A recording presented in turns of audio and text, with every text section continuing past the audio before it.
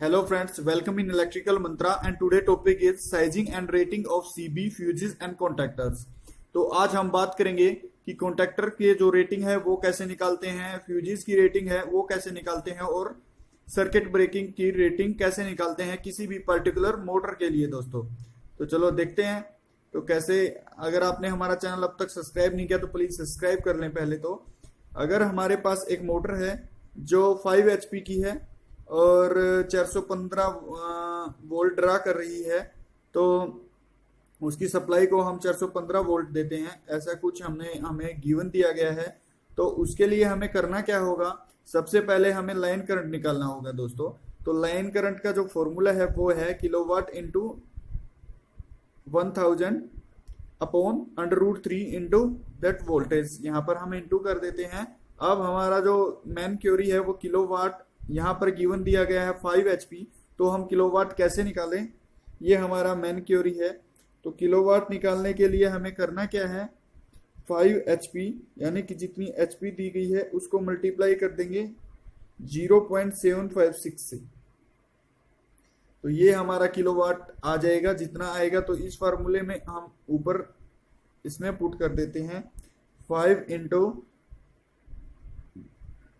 Dates and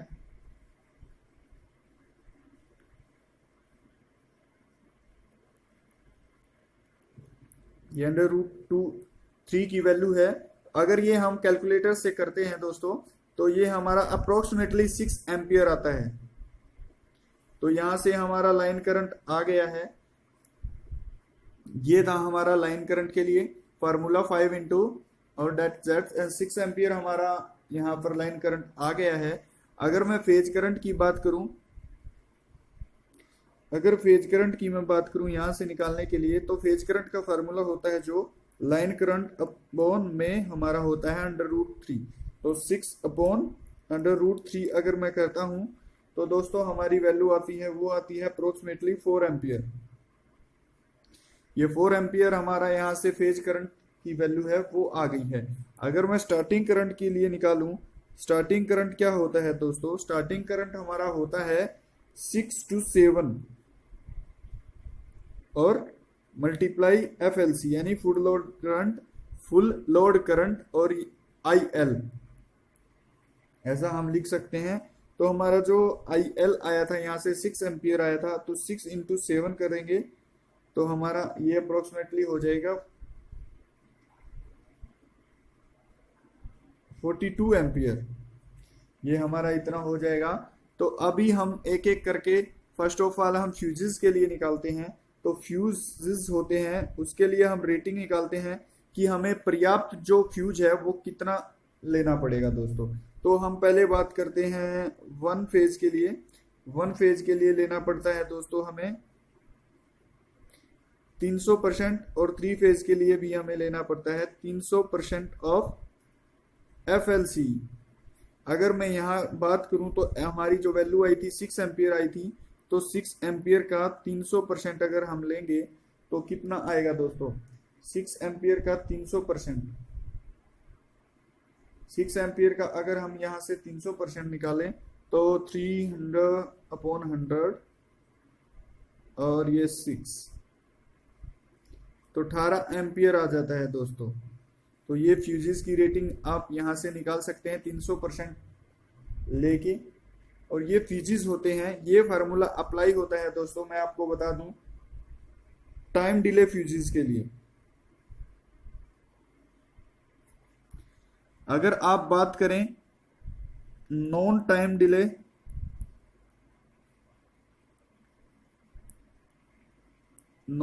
delay fuses की अगर आप बात करें तो उसके लिए हमें लेना पड़ता है 1.75% ऑफ लाइन करंट या फुल लोड करंट। ये मैक्सिमम अगर हमारे यहाँ पर 6 एम्पियर था तो मैक्सिमम यहाँ पर 11 एम्पियर का कुछ आ जाएगा। मैंने कैलकुलेशन इसकी पहले ही कर दी थी दोस्तों ताकि वीडियो ज़्यादा लेंथी ना बने। अब हम बात करते हैं हम सर्किट ब्रेकर की, कैसे हम रीडिंग और कैसे हम रेटिंग लें। तो सर्किट ब्रेकर होता है दोस्तों वो 1 फेज के लिए 800% ऑफ FLC यानी कि फुल लोड करंट, और 3 फेज के लिए भी 800% होता है दोस्तों। और हम सिंक्रोनस मोटर की बात करें, सिंक्रोनस मोटर की अगर हम बात करें तो सिंक्रोनस मोटर्स के लिए भी 800% ही होता है ऑफ FLC।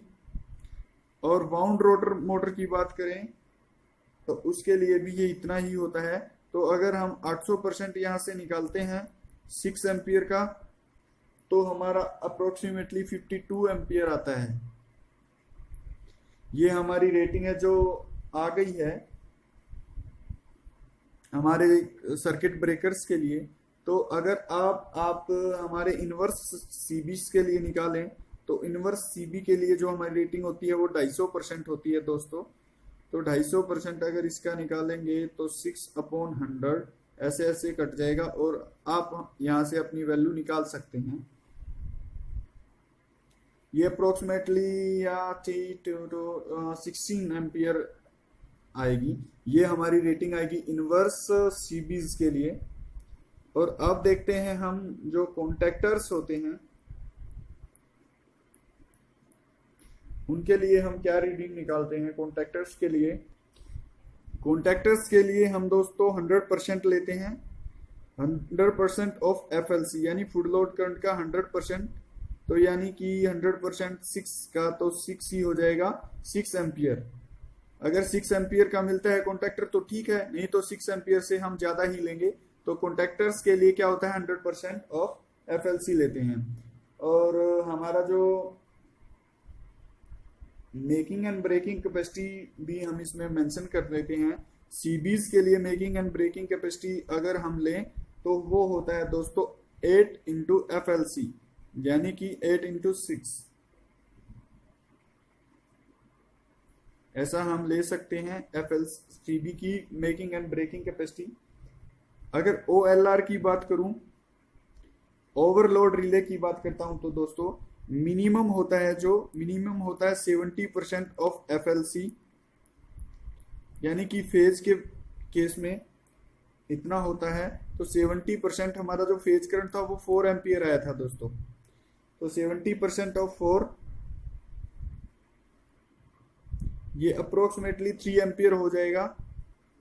और अगर मैं लाइन की बात करूं, ये मिनिमम के लिए किया था और मैक्सिमम के लिए करते हैं।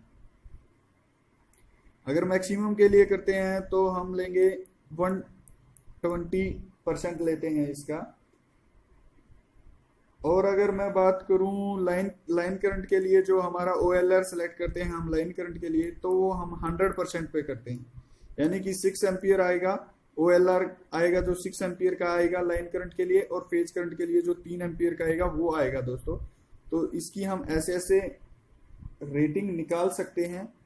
ये था हमारा रेटिंग निकालने का फिनोमिना। एक भाई ने कमेंट किया था, उसके लिए मैंने यह वीडियो बनाया है। तो प्लीज़ अगर इसमें कुछ गलती रह गया हो तो मुझे माफ़ करें, मैंने बहुत ही ज़्यादा जगह से इसको लिया है। और प्लीज़ मेरे चैनल को सब्सक्राइब करें इलेक्ट्रिकल मंत्रा को।